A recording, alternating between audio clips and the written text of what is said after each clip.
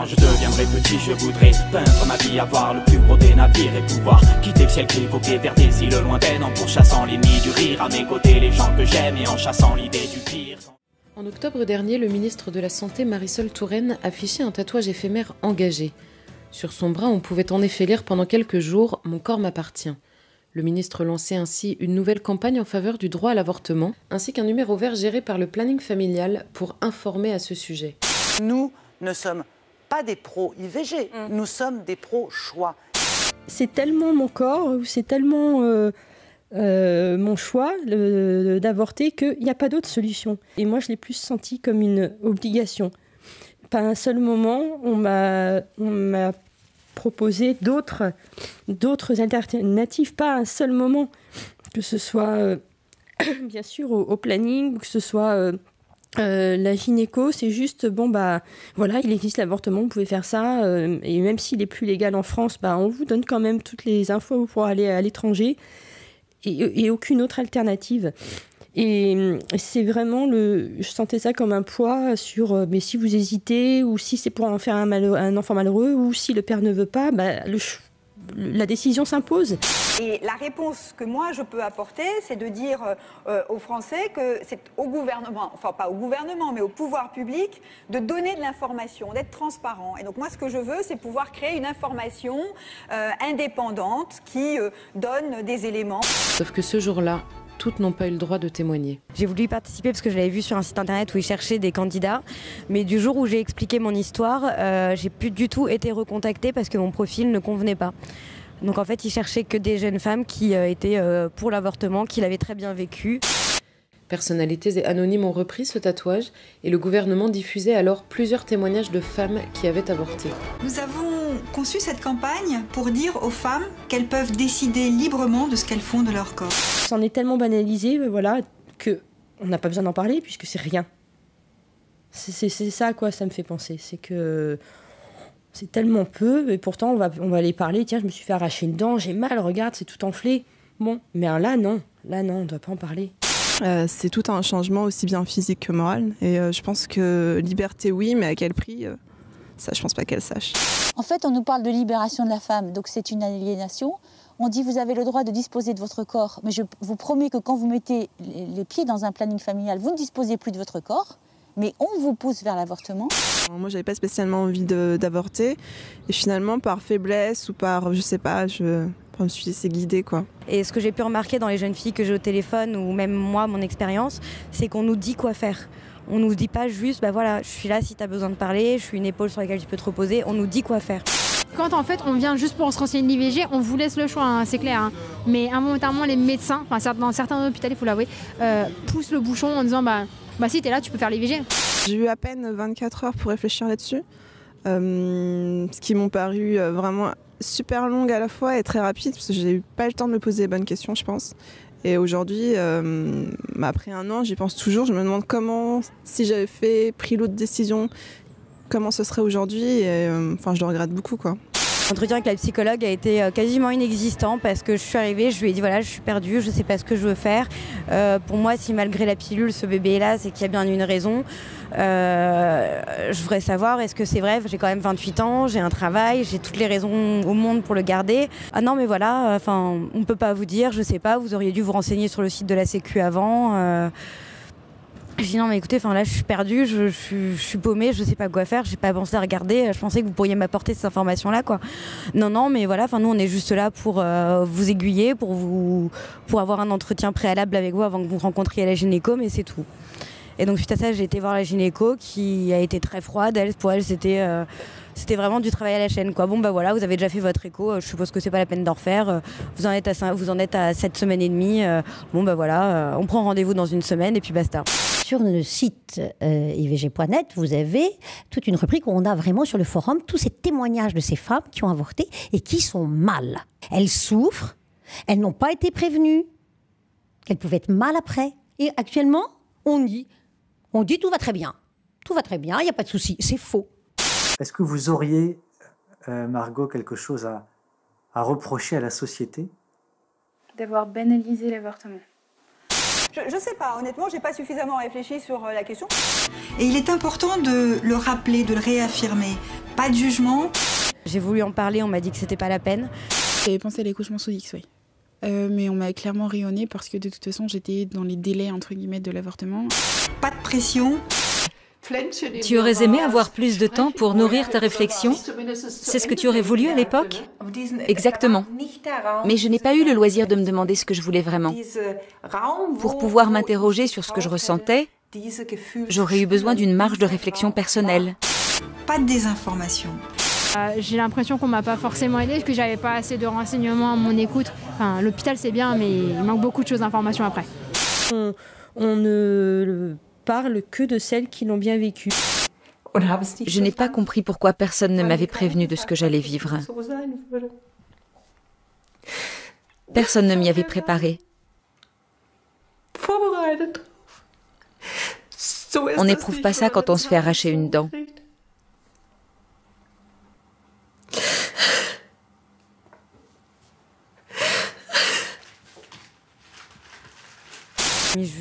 Jusqu'à la date de l'accouchement présumé pour m'en sortir, parce que c'était infernal. Enfin, dès que je voyais une femme enceinte, je pleurais, je pouvais pas prendre un bébé, alors que toutes mes amies sont mamans, c'était infernal.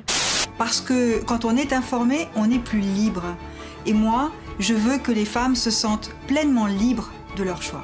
Quand je leur ai demandé si je pouvais avoir des renseignements pour les deux, je veux dire pour les deux alternatives, elles m'ont dit mais vous savez mademoiselle, à votre âge, ça va être très, très compliqué de pouvoir assumer un enfant toute seule. En fait, elles m'ont proposé juste tout simplement de prendre rendez-vous pour avorter. En ayant un regard plus large sur ce qu'est l'avortement, l'avant, le pendant et l'après, en l'exposant, en l'expliquant, il n'y a pas de... On conserve ce droit, mais on le dit tel qu'il est réellement, sans tabou, sans hypocrisie. La femme sera dans un meilleur choix réel et pourra en plus, en pleine conscience, prendre sa décision. J'étais paniquée, j'étais plus moi-même, j'étais sur une autre planète. J'avais l'impression que c'était... que c'était quelqu'un d'autre qui faisait les choses pour moi. Je me voyais faire, mais en même temps, c'était pas moi, c'était un robot qui agissait. J'étais en état de choc. J'avais l'impression de me regarder agir de l'extérieur. Et je me demandais, qu'est-ce qui t'arrive? Dès que je croisais un landau, je fondais en larmes, au bord du vertige. Aucune femme ne recourt de gaieté de cœur à l'avortement. C'est toujours un drame, cela restera toujours un drame.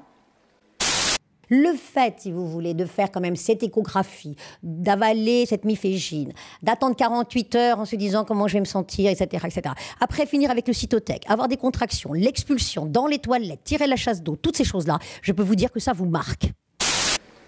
C'est pourquoi, si le projet qui vous est présenté tient compte de la situation de fait existante, s'il admet la possibilité d'une interruption de grossesse, c'est pour la contrôler et autant que possible en dissuader la femme. D'abord, je veux dire que oui, moi je suis assez fière d'avoir fait voter le remboursement à 100% de l'IVG, d'avoir permis aux jeunes filles, enfin de permettre que les jeunes filles ou les jeunes femmes entre 15 et 18 ans puissent avoir une contraception de façon gratuite, parce que c'est un enjeu important. Est-ce que vous ne craignez pas que ça remplace un peu la contraception? J'espère bien que non. Aujourd'hui, on est en train de faire passer l'avortement comme une contraception. C'est-à-dire que la pilule de mort est distribuée dans les établissements scolaires. On peut même la trouver sur Internet. C'est un scandale. Ça veut dire que si on peut se la procurer aussi facilement, ça veut dire qu'elle est sans danger. Donc dans la tête des gens, si je peux me la procurer, c'est que c'est normal et c'est que ça n'est pas que c'est anodin. Or, ça ne l'est pas. On va tuer un individu, on avale un poison. Et comment un poison pourrait-il tuer l'enfant et pas la mère qui l'absorbe? Expliquez-moi, forcément, il y aura des conséquences sur la mère. Moi, je suis allée avorter parce que je voulais le faire.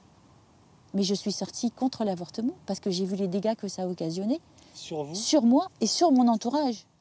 L'interruption de la grossesse aurait été permise quand elle présentait un danger immédiat ou lointain pour la santé physique, psychique ou mentale de la mère, en cas de risque de malformation du fœtus et lorsque la grossesse était la conséquence d'un acte de violence ou criminel. Eh bien, le mal est entré dans les jeunes et les a poussés à faire n'importe quoi. Aujourd'hui, on a une société dévastée. J'ai beaucoup d'amis qui sont devenus dépressifs. Je sens bien que c'est toujours aussi difficile pour moi d'affronter ce que je ressens au plus profond de moi. D'être face à cette conscience aiguë, admettre que c'était mon enfant. Il y avait ce lien entre lui et moi. Ça me fait toujours aussi mal. Tu as donc ressenti ce lien? Oui. C'est ce que je pense. Je ne pouvais pas encore le sentir en moi, mais c'était mon enfant. C'est le sentiment que tu avais? Oui. Après, je suis devenue un fantôme. Je suis du coup retombée dans la cocaïne. Mais là, vraiment, c'était tous les week-ends 2-3 grammes. Et autour de moi, tout le monde faisait comme si de rien n'était. Maman comprenait pas que j'aille pas bien. Elle me disait c'est bon, ça va, mets-toi un coup de pied au cul, bouge-toi, c'est pas grave, tu vas te remonter, c'est bon, t'es pas la seule à être passée par là. Je pensais que ce manque s'était résorbé, mais je sens que je n'en ai pas fini avec ça. Cela me travaille. Une certaine colère, je pense. Ma fille, tu peux avoir 500 enfants si tu veux, mais cet enfant-là, tu ne l'auras jamais. Quand j'ai 24 ans, je pensais que tout allait bien se passer, et finalement après un an j'y pense encore, j'ai du mal à dormir, enfin je suis suivie par un psy, on se rend pas compte de l'impact que ça, même si l'embryon mesure que 1,5 cm. Tout était dérisoire à côté de la peine que j'avais en fait. J'ai vraiment eu envie de mourir. J'ai fait une tentative de suicide 2-3 mois après, parce qu'en fait je me sentais hyper seule. En fait dès que le petit est tombé, en fait je sentais une sorte de vide. Parce qu'au début, on sent qu'il y a quelque chose qui est en nous, on sent qu'il y a quelque chose qui grandit, on sent quelque chose. Et après, en fait, on a un sentiment de vide immense, mais immense, mais comme si on a beau être entouré, mais il n'y a rien qui peut combler ce vide, en fait, rien du tout. Un vide. C'est un vide. En fait, j'ai l'impression, des fois, qu'il me manque un organe. C'est bizarre. Tant, en fait, qu'on n'était pas arrivé à la date de l'accouchement, je m'imaginais, je refusais de croire qu'elle était partie. Et à ce jour-là, je me suis mise à pleurer toutes les larmes de mon corps et à hurler. Et je crois que j'aurais donné 20 ans ou je ne sais combien de ma vie pour une seconde d'avoir le bonheur de la tenir dans mes bras.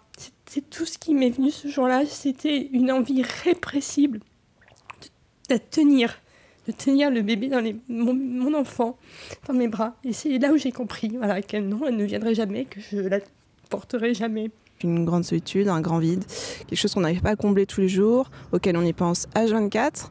Il n'y a rien, même les études, le sport, la cuisine, tout ce que vous voulez, il n'y a rien qui remplacera ce vide. Et même si on est entouré, on a toujours cette solitude seule. Le soir, on est seul avec soi. On voit son corps qui a perdu quelque chose. On voit son mental qui a perdu aussi quelque chose. On est vidé de toute énergie et en fait, malgré les mois qui passent, on se rend compte que jamais, mais jamais ça reviendra comme avant. Mal vécu, ça veut tout et rien dire. Non, j'ai juste eu une peine infinie et je me reconnaissais plus en fait. J'ai l'impression qu'en les ayant tués, c'est le sentiment que j'ai, mon corps est mort avec eux et qu'aujourd'hui, je vis pas, je fais un peu de la survie, quoi. Je souris pour sourire aux gens, mais au final, ma joie de vivre que j'avais il y a quelques mois, elle est plus là.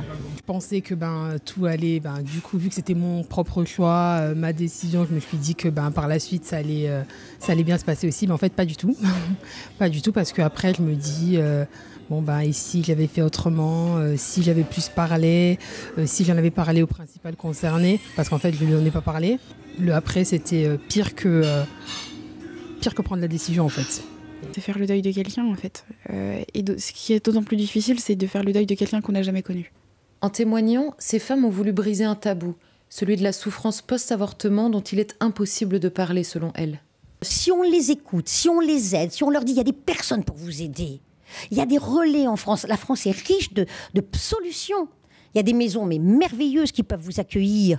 Vous aurez pratiquement très peu de choses à payer, pratiquement rien avec le RSA, vraiment, il ne faudrait rien à payer. Vous serez aimé, entouré, on va vous aider à trouver un job, on va vous soutenir, on va vous expliquer comment on accueille un petit bébé. Je peux vous dire que, voilà. Après, elles feront ce qu'elles veulent. C'est bien évident. C'est complètement stupide de dire qu'on leur impose. Bien sûr, si elles veulent avorter, elles vont avorter. Mais au moins, elles auront tout eu. Voyez ? Et puis, il y en a beaucoup, il faut le dire, qui, grâce à notre aide, notre soutien, se disent, en fin de compte, c'est vrai, moi, j'ai envie de garder mon bébé. Ce que fait le gouvernement, oui, je pense qu'on va avoir beaucoup de femmes blessées. Parce que, de fait, tout cela, après, ce sont des femmes blessées. Mais mentir aux femmes, les tromper, leur donner des informations fausses, dans le but de les dissuader de recourir à une IVG, ce n'est pas exercer la liberté d'opinion, c'est interférer dans les choix des femmes. Or, ce que dit la loi Veil, à la fois dans la lettre et dans l'esprit, c'est que maintenant les femmes ont le choix, et elles ont le choix seules, de décider si elles veulent ou non recourir à une IVG. D'ailleurs, le projet de loi précise de façon très rigoureuse que en cas d'interruption de grossesse, la femme devra être obligatoirement informée des méthodes contraceptives. Et nous espérons qu'en tout cas, si elle a recours à l'avortement, ce ne sera qu'une fois et pas plusieurs.